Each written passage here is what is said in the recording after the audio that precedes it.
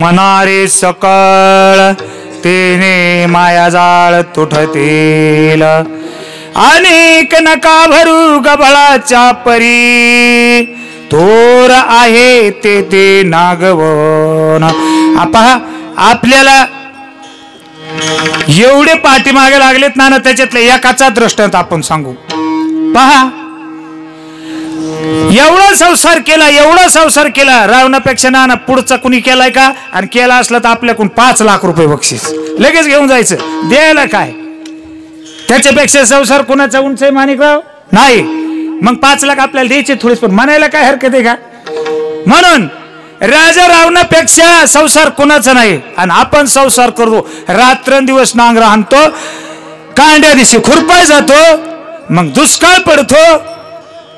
आपल्या कर्माचे लक्ष नाही ते महाराज.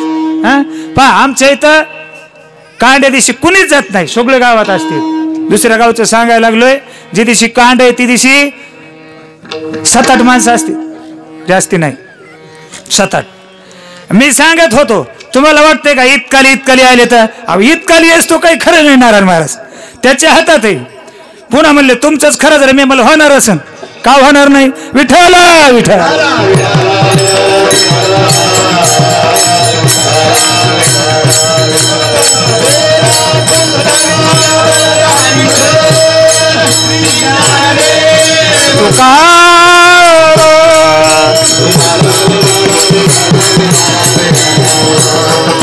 पहा, एवढा संसार करण्याची गडबड आहे नाना, रात्रंदिवस दम नाही, दमच नाही.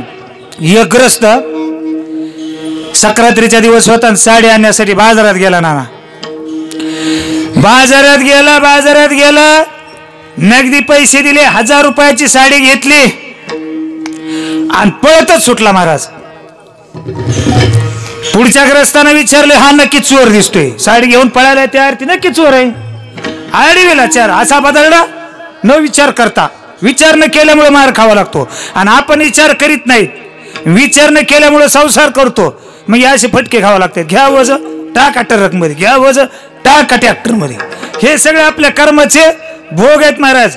पहा तुम्ही, राजा रावण थोडं चुकल्या वर्मा फेरा पडे. थोडस चुकलं. काय चुकलं? आई म्हणला, आणि काय पुढचं तुम्हाला माहिती, आईलाच चोरून न्याय निघाला. आणि ज्या वेळेस असणारा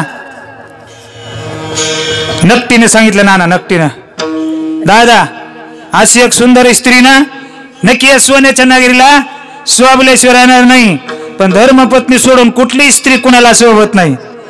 नेम आहे तसा. देव ब्राह्मण आग्ने यांच्या साक्षानं पाणी ग्रहण केलेलं आहे, तिथंच पुण्य. बाकी जर व्यभिचार केला नरका जाणे चुकेना.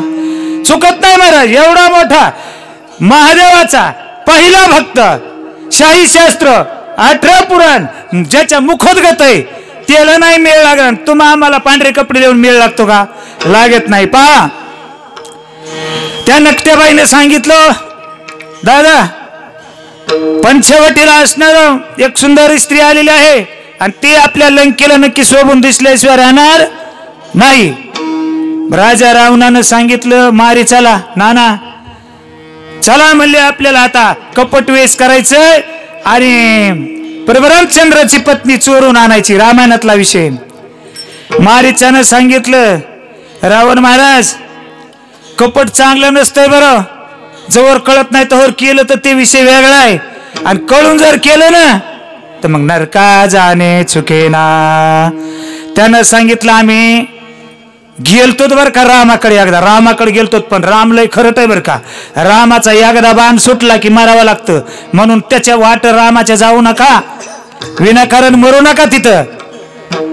पण जे मरतय ते मरतयच, ऐकत नाही महाराज. सीतामातेला सांगितलं होतं, तुझं मन जाऊ दे नको बर का कशावर, पण सीतामातेचं थोडंच मनानं झपका खाल्ला आणि रामायण काढलं गेलं. रामचंद्रापाशी हट्ट मागितला, या हरणाच्या कातड्याची चोळी नाना मला लंकेत गेल्यावर शोभून दिसन. आणि हट्ट धरला, आणि प्रभुरामचंद्र असणार त्या माये हरणाच्या पाठीमागे निघून गेले.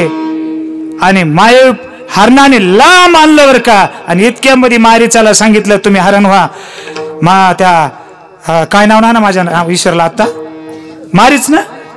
मारीचानं सांगितलं रावण महाराज तुम्ही अर्ध राज्य द्यायलाच बरं का मला, पण जगून आलो तर देतान, मी काही जगणार नाही आणि अर्ध राज्य मला मिळणार नाही. तुम्ही सोडा नाद त्या बाईचा, कशाला त्यांच्या नादी लागलात. रावणाला रात्रंदिवस असणारा दम निघाना सीता पाहिल्यापासून. आणि काही केलं तर केलं, म्हणजे राज्य गेलं तर गेलं, पण सोडणार नाही, सोडणार नाही तर मरा. अरे बाबांनो, मोठ्या मोठ्याची अशी फजिती झाली. थोरा थोरांच्या आयशा झाल्या गती, तुका म्हणे सांगो किती. तुकाराम महाराज म्हणतात भल्या भल्याशी बठ्ठा लागला गेला. ना विराजन असणाऱ्या राजा रावणानं आपलं खडग उचललं आणि मारीचाला मारायला उगारलं.